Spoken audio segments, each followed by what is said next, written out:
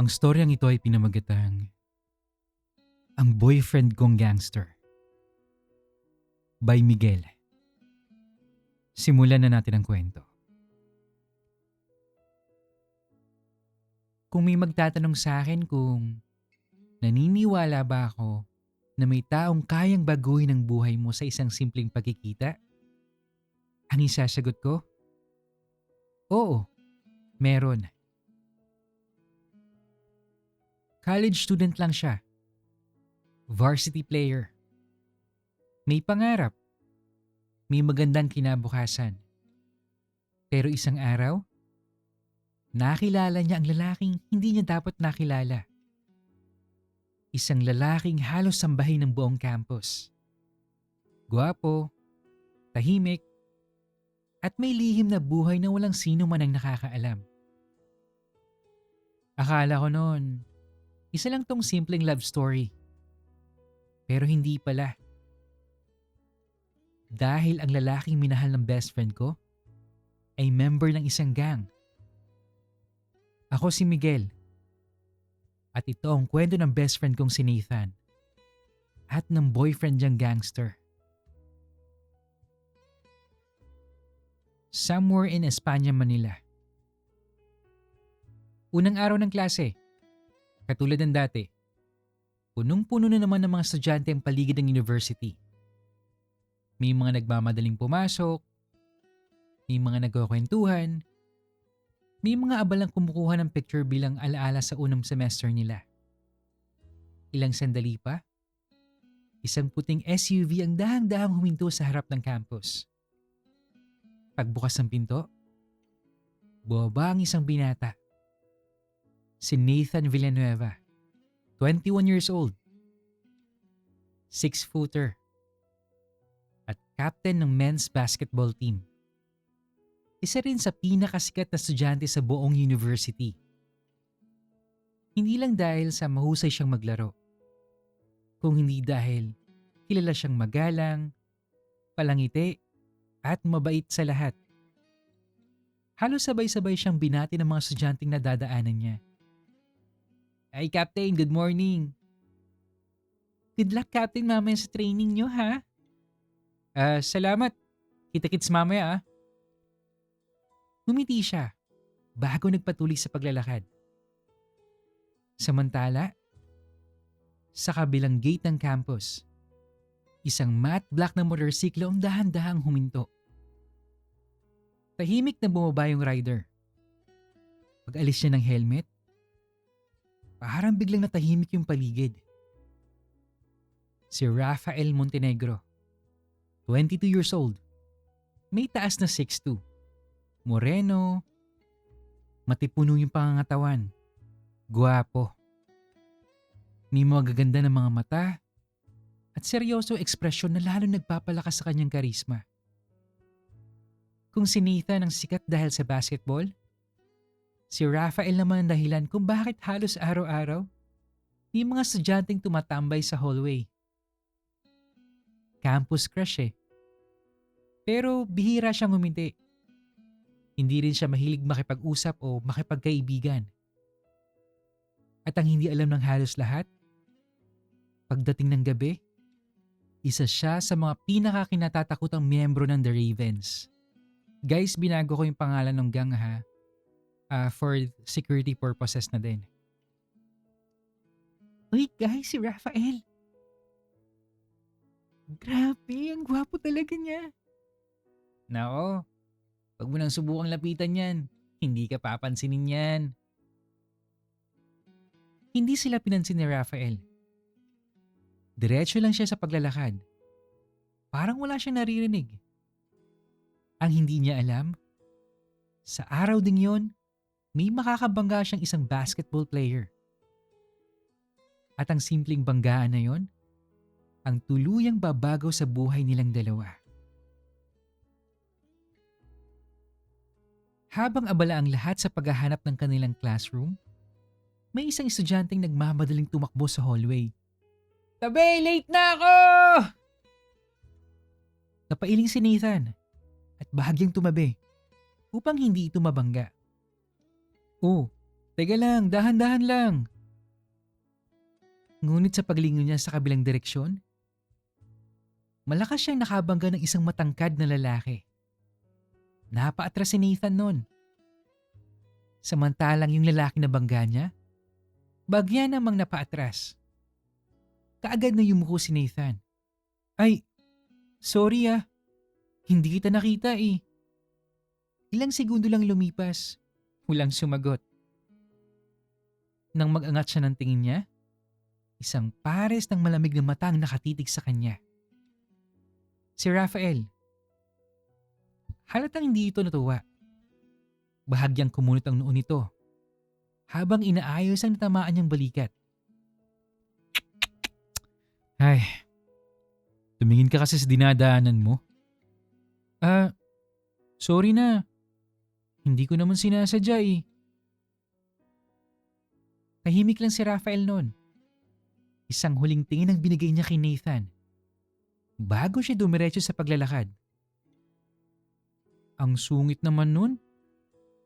Magtutuloy-tuloy na sana siya sa paglalakad nang may mapansin siyang nakakalat sa sahig.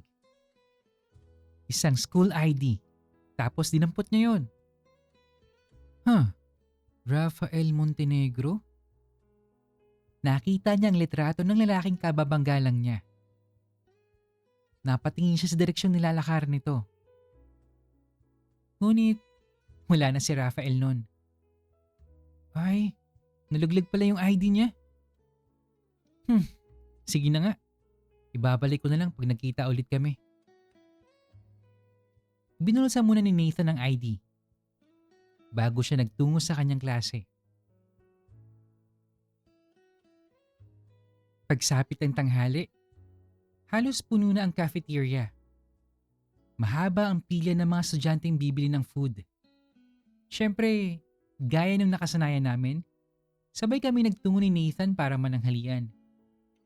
Habang naghihintay kami sa pila, isa na lang ang nauna kay Nathan sa cashier. Yes! Sa wakas! Makakapag-order na tayo. Pero bago pa siya makapag-order, may isang matangkad na lalaki ang biglang sumingit sa harapan niya. Nung tignan niya to, si Rafael pala. Napakunot kagad ng noo si Nathan. Excuse me? Ako yung nauna. Hindi kagad sumagot si Rafael. Tahimik lang itong tumingin sa menu na parang walang naririnig. Bro, excuse me? Nanatiling tahimik pa rin si Rafael na parang walang pakialam. Kuya, ano ba yun? May kailangan ka? Meron. Diyan ako nakapili. Well ngayon, ako na. Wow ah. Professional sumingit? Hindi naman. Talaga? Anong tawag mo rito? Diskarte. Ay, kanina, galit na galit ka dahil nabangga kita. Ngayon ikaw naman yung nangaabala. Magkaiba yun. Paano naging magkaiba yun? Kanina aksidente. Ngayon, sinasadya ko. Bakit ba akong trip mo asarin ha? Wala lang. Hindi ako naniniwala. Well, hindi mo kailangang maniwala. Sa eksaktong sandaling yun, nagsalita yung babae sa cashier. Nako mga iho, kung balak niyo pang magtalo o maglandian, tumabi muna kayo ha? Ang haba-haba ng pila oh. Ha? Nako, hindi po kami. Napatingin siya kay Rafael. Tahimik lang ito. Pero halatang napataas yung isang kilay. Hoy, sabihin mo naman na... Ano bang sasabihin ko? Akala kasi tuloy ni ate na... Hindi na ituloy ni Nathan ang sasabihin. Bahagyang ngumiti si Rafael. Hayaan mo na. At lalong nainis si Nathan doon. Ikaw kasi, sumisingit ka eh. O siya, kayo na lang mag-away pagkatapos yung umorder, okay? May mga gutom pang nag-aantay oh. Napakamot na lang ng ulo si Nathan. Saka mabilis na lumapit sa counter. Ate, isang chicken meal nga po. Bahagyang napailing si Rafael bago sumunod. At isang beef teriyaki. Habang naghihintay ng order, hindi pa rin mapigilan ni Nathan ang mapasimangot. Samantalang si Rafael, tahimik lang. Pero may nakatagong ngiti sa mga labi niya na para bang nag-e-enjoy siyang inisin si Nathan. Pagkatapos namin kumain, nagpaalam muna si Nathan. Miguel, CR lang ako ha. Sunod din lang ako sa classroom. Tumango ako. Habang naglalakad siya papunta sa men's room, hindi niya alam na ilang minuto pa lang nakakalipas. Nauna nang pumasok dun si Rafael. Pagpasok ni Nathan, tahimik ang loob ng CR. Lumapit siya sa isang bakanteng urinal. Sakto namang nasa katabi nito si Rafael. Paglingon ni Nathan, napabuntong hininga siya. Ay, ikaw na naman? Ha? Mukhang ikaw ang sunod ng sunod sa akin eh. Huwag kang assuming. Parehas silang natahimik habang nakaharap sa urinal. Maya-maya, hindi sinasadyang napalingon si Nathan sa direksyon ni Rafael.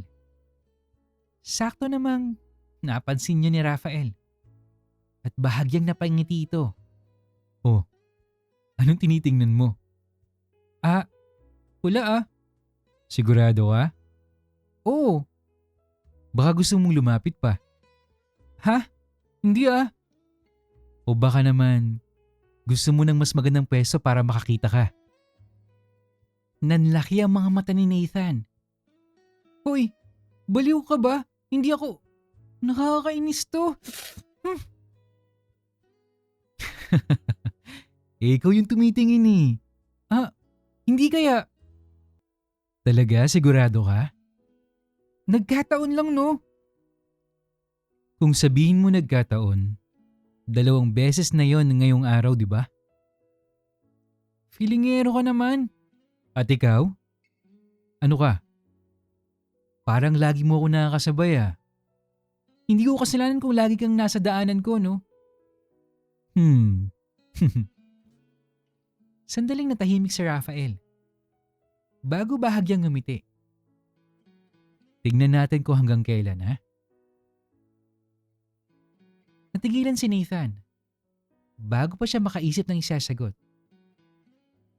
Nauna nang lumabas ng restroom si Rafael. Naiwan si Nathan na napapailing na lang. Nakakainis naman yun. Ewan ko sa taong yun. Ay. Bandang 5:00 ng hapon, oras na ng basketball practice. Abala ang buong team sa ensayo. Again, bilisan niyo yung ikot! Pawis na si Nathan habang paulit-ulit at tumatakbo sa court. Matapos ang isang laro, humingi muna siya ng ilang segundong pahinga. Habang umiinom ng tubig, napatingin siya sa bleachers at doon niya nakita isang pamilyar na muka. Ha? Ikaw? Tahimik lang nakaupo yung lalaki. Lumapit si Nathan. Ikaw si Rafael, tama? Oh, ikaw naman si Nathan, right? Ha? Paano mo nalaman yung pangalan ko? Wala. Narinig ko lang kanina. Akala ko naman nag-imbestiga ka pa. Hindi na kailangan. Pero, bakit ka pala nandito? Bakit? Bakit? Sa'yo ba tong court? Hindi. Di ayos pala eh. Sandaling tumingin si Rafael sa loob ng gym. Ay, kasi kaya ako nandito. Maingi kasi sa library. Kaya ka dito tumatambay? Kasi maingay sa library? Okay ka lang? Oo. Basketball court yung napili mong tahimik? Mas tahimik kaysa sa library. Sinungaling ka. Parang may naalala si Nathan. Mabilis niyang kinapa yung bulsa ng sports bag niya. Maya-maya, inilabas niya yung school ID. Teka lang. Buti na lang nakita kita. Nalaglag mo kasi ito nung nagkabanggaan tayo eh. Sa wakas. Ha? Ang tagal ko nang hinahanap to eh. Bakit ngayon mo lang binabalik? Busy kasi ako eh, tsaka hindi naman kita nakita ulit. Siguro. Tinatabi mo to sa unan kapag natutulog ka, no? Ano? O baka naman, araw-araw mo pang tinitignan yung picture ko. Ha? Anong pinagsasabi mo? Feeling gwapo. Bakit? Hindi ba? Hindi. Sayang naman. At isa pa, hindi ka man lang marunong magpasalamat. Okay. Salamat ha. Ayan, ganyan. Mas maayos pakinggan. Matapos ang halos 2 oras na practice. Okay, good job guys. Bukas ulit ha. Isa-isang nagsiuwian ng mga players. Habang naglalakad si Nathan palabas ng gym, may narinig siyang malakas na boses mula sa likod ng building.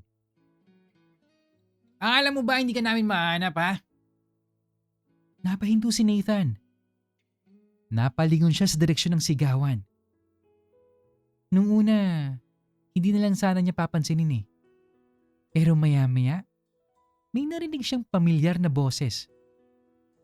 O ano, tapos na ba kayo? Nanlaki ang mga mata ni Nathan. Dahan-dahan siyang lumapit. Sumilip siya mula sa gilid ng pader. At doon niya nakita si Rafael. Napapalibutan ng 4 na lalaki. Isa sa mga ito ang biglang sumugod. Ngunit isang mabilis na galaw. Iniwasan ni Rafael ang suntok. Sabay itinulak yung lalaki hanggang sa bumagsak ito sa lupa. Sumugod na rin yung dalawa. Ngunit tila sanay na sanay si Rafael. Isang suntok, isang sipa, at wala pang 1 minuto, nakahandusay na sa lupa ang 3 lalaki. Ang natitirang isa, unti-unti nang umurong. Hindi pa to tapos ha. Magkikita pa tayo. Kapag gusto niyo ulit magpatalo, alam niyo na kung saan ako hanapin. Mabilis nagsigtakbuhan yung 4. Naiwan si Rafael. Tahimik niyang pinunasang bahagyang dugo sa gilid ng kanyang mga labi. Saka siya napalingon. Eksaktong sa direksyon ni Nathan.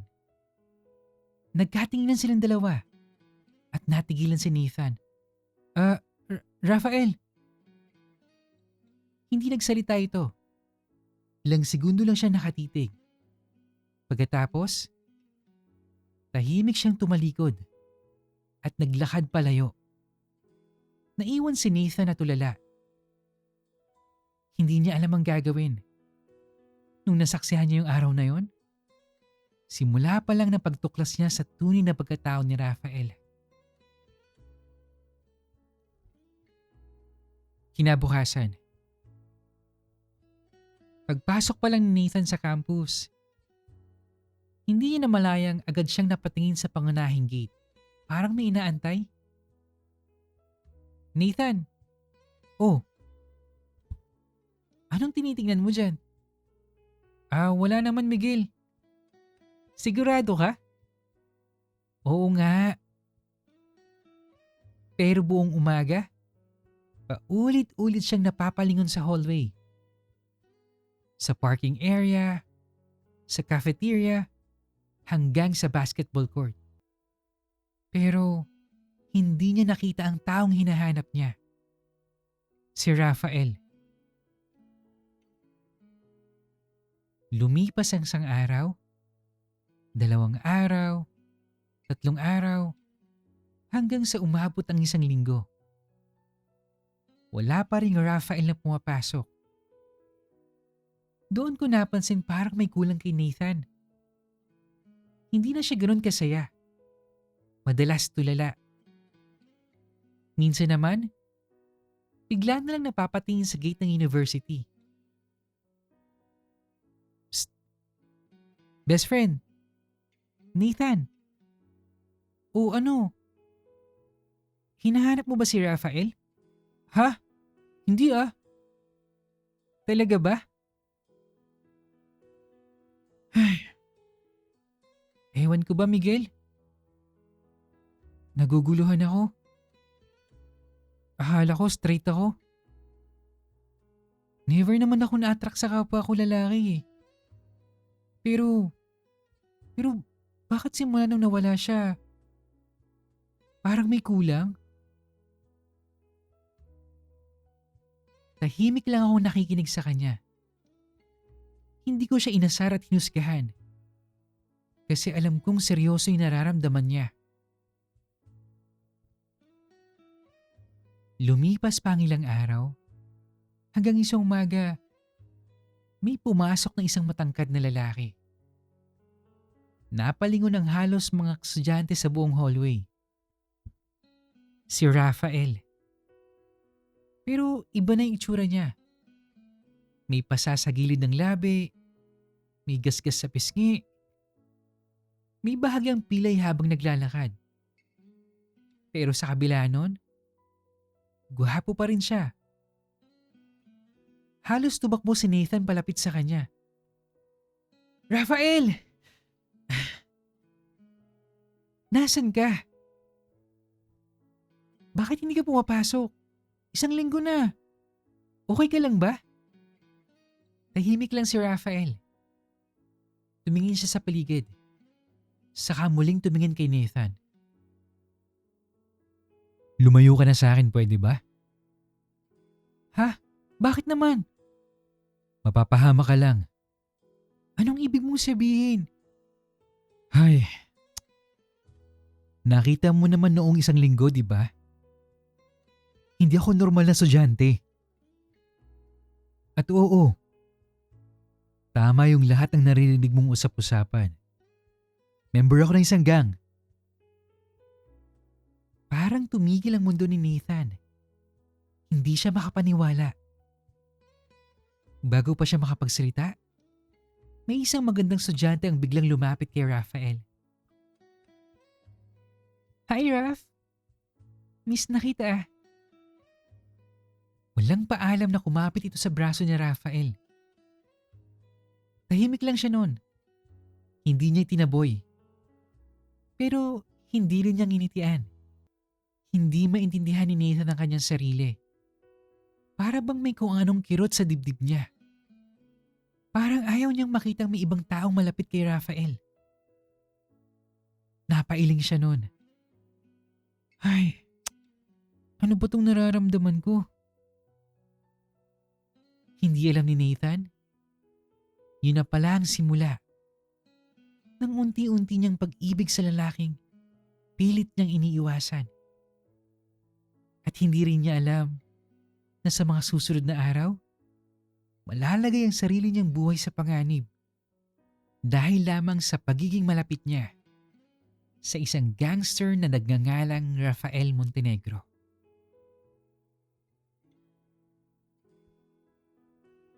Lumipas ang ilang araw. Sinunod ni Nathan ang sinabi ni Rafael. O kahit papano. Hindi na niya to nilalapitan. Pero hindi rin niya mapigilang paminsan-misang silipin ito mula sa malayo. At napapansin ko rin yun. Nathan, best friend. Ano yun? Hindi raw lalapitan. Hindi naman ah. Eh bakit pa na yung tingin mo dun? Ay, ewan ko ba best friend? Parang gusto kong siguraduhin na okay lang siya eh. Samantala, si Rafael naman, mas lalo pang naging tahimik. Pagkatapos sa klase, diretso kagad siyang umaalis. Hindi na rin siya tumatambay sa bleachers tulad ng dati. Parang iniiwasan talaga niya si Nathan. Isang hapon, katatapos lang ng basketball practice. Nauna nang umuwi ang karamihan. May naiwan lang si Nathan sa locker room dahil may hinaharap siyang wristband. Saan ko ba nilagay yun? Ah, nasa locker nga pala yun. Paglabas niya ng gym, napansin niyang halos wala ng tao. Tahimik ang paligid. Maya-maya, may 3 lalaking humarang sa dinadaanan niya. May kailangan ba kayo?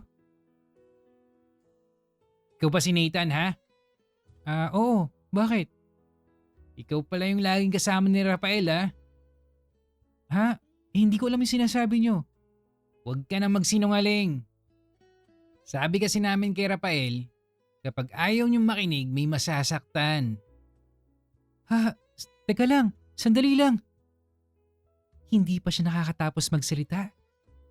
Bigla siyang sinuntok sa tiyan, sa mukha. Napayuko siya sa sobrang sakit. Sunod-sunod na suntok at tulak ang natanggap niya. Sinubukan niyang lumaban. Pero 3 kalaban niya. Bumagsak siya sa semento. Tama na. Sabihin mo kay Rafael, hindi pa to tapos, ha? Itataas na sana ng isa ang bakal na hawak nito.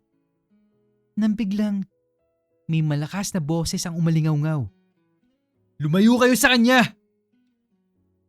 Sabay-sabay na palingon ng 3. Naroon si Rafael. Malamig ang tingin. Mahigpit ang pagkakakuyom ng kanyang kamao. Haha! Akala ko hindi ka na darating eh. Bitawan niyo siya. At kung hindi, anong gagawin mo, ha? Hindi na nagsalita si Rafael noon. Sa isang iglap, sinugod niya yung 3. Mabilis ang bawat galaw niya. Halatang sanay na sanay sa pakikipaglaban.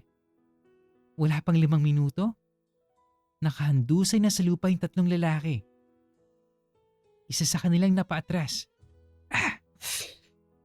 Sira ulo ka talaga. Babalikan ka namin, Rafael. Subukan nyo. Subukan nyo ulit siyang saktan. Nagmamadaling tuwakbo ang mga ito. Tahimik na lumuhod si Rafael sa tabi ni Nathan. Nathan? Nathan? Okay ka lang ba? Rafael? Kaya mo bang tumayo? Hindi yata eh. Hindi na nagsalita si Rafael. Maingat niyang inalalayan si Nathan. Pagkatapos, binuhat niya to. Hoy! Anong ginagawa mo? Tumahimik ka na nga. Teka lang. Kaya ko maglakad. Sabi mo kanina hindi mo kayang tumayo. Sa unang pagkakataon, hindi na nakipagtalo si Nathan. Hinayaan na lang niyang dalhin siya ni Rafael. Makalipas ang ilang minuto, huminto sila sa isang maliit na unit. Maayos naman yung bahay. Tahimik ang paligid. Maingat siyang inihiga ni Rafael sa sofa. Kumuha ito ng first aid kit. Tahimik lang itong nilinis ang sugat sa labi ni Nathan. Eray, teka lang. Tiisin mo. Akala ko ba gusto mo akong layuan? Bakit mo pa ako niligtas? Kasi kasalanan ko. Hindi mo naman kasalanan yung nangyari sa akin eh. Hindi naman ikaw yung nanakit. Hindi ka sana nadamay kung hindi dahil sa akin. Alam ko naman yung pinasok ko. Ay, hindi. Hindi mo alam. Nathan, mas delikado yung mundo ko kaysa sa iniisip mo. Dahan-dahan niyang ibinaba ang bulak. Tumingin siya ng diretso sa mga mata ni Nathan. Alam mo, Simula pa lang, gusto na kita. Sinubukan kitang iwasan kasi alam kong maraming matang mapanghusga. At higit sa lahat, ayoko kitang madamay sa buhay ko. Hindi makapagsalita si Nathan. Unti-unti, hinawakan niya ang kamay ni Raphael. Kaya ka pala isang linggong nawala. Oo, may inayos lang akong gulo. Alam mo ba, Raphael, noong nawala ka, doon ko lang na-realize na ikaw pala yung hinahanap ko araw-araw. Natahimik si Raphael. Parang hindi siya makapaniwala sa naririnig niya. Alam mo, Raph, akala ko straight ako. Hanggang sa dumating ka. Nagkatitigan silang dalawa. Unti-unting lumapit si Raphael. Huminto muna siya. Sigurado ka? Kung sa'yo? Oo. Sigurado ako sa'yo, Raphael. Dahan-dahang inilapit ni Raphael ang noo niya kay Nathan. At sa unang pagkakataon, isang banayad at puno ng pag-iingat na halik ang nagtagpo sa kanilang dalawa. Tahimik. Simple. Ngunit sapat na para pareho nilang maramdaman na simula noon, hindi na sila nag-iisa. Hindi pa sila handang ipaalam sa buong mundo ang relasyon nila. Pero sa gabing yon, tahimik sila nangakong haharapin ang lahat ng magkasama.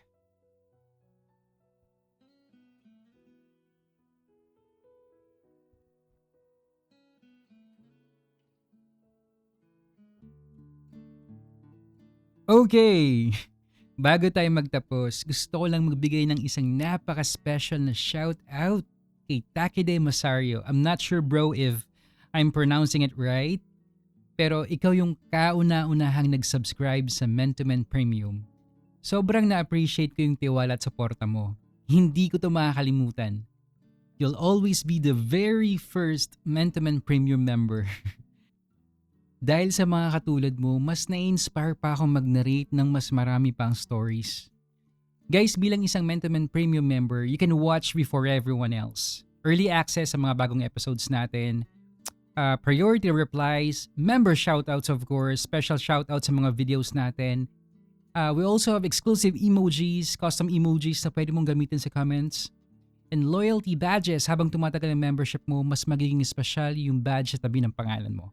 Muli, maraming salamat Takede de Masario. I will never forget that you were the very first person who believed enough in my work to become the very first Men2Men Premium member.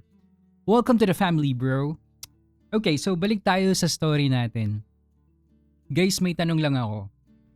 Naranasan nyo bang may makilala kayong tao na sa una, akala nyo wala lang?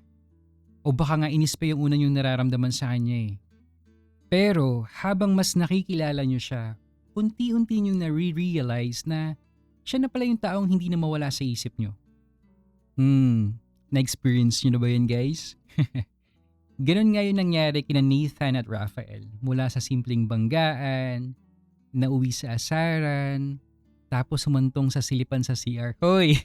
Hindi, joke lang. Hanggang sa dumating sa puntong handa na silang ipaglaban ng isa't isa. Siguro, yun yung gustong ipaalala sa atin ng kwentong to. Na hindi natin dapat husgahan ng isang tao base lang sa nakaraan niya, sa reputasyon niya o sa mga naririnig natin tungkol sa kanya. Dahil minsan yung taong akala nating pasaway, masungit o yung parang lolo-loko, siya pa pala yung may pusong marunong magmahal ng totoo. Sabi nga nila, 'di ba? Not every bad boy has a bad heart. Sometimes, the person everyone warns you about becomes the one who protects your heart the most. They're just waiting for the right person to love. Maraming salamat kay Miguel sa pagtitiwala at sa pagbabahagi ng kwentong ito. At syempre, maraming salamat din sa inyong lahat na nakikinig hanggang dulo. Sana kahit papano napasaya, napakilig at may nakuha kayong munting aral pagkatapos ng kwentong to. If you enjoy our story, don't forget to hit like, comment, subscribe, and hit the notification bell para updated ka sa mga news stories natin. And of course guys, please continue sending your stories sa mandamanstories@gmail.com. Malay mo next time, kwento mo naman ang mabigyan ng buhay dito. Yun lamang po at maraming salamat sa patuloy na pakikinig. Hanggang sa muli.